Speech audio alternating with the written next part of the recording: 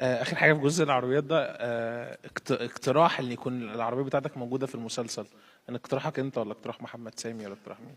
لا لا، هو احنا بندردش مع بعض كاصدقاء، فبيقول محتاجين نعمل شويه، طب ممكن نستغل دي، تمام وماله، طب نعمل كذا، طب وماله، يعني اصلا شغل. استعنوا بكام عربيه من عندك؟ كام ده؟ لا، مش عارف كام بقى.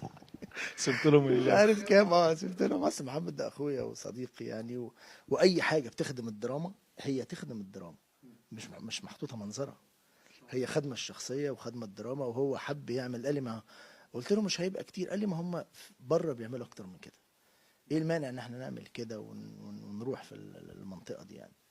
فتمام. وده اول مره على فكره، اول مسلسل يبقى فيه موضوع العربيات. انا العربيات دي عندي من زمان، بس اول مره، لان الشخصيه بتاعت ياسين هي عايزه كده. طب ما عملناش ده في نسر الاغراب ليه؟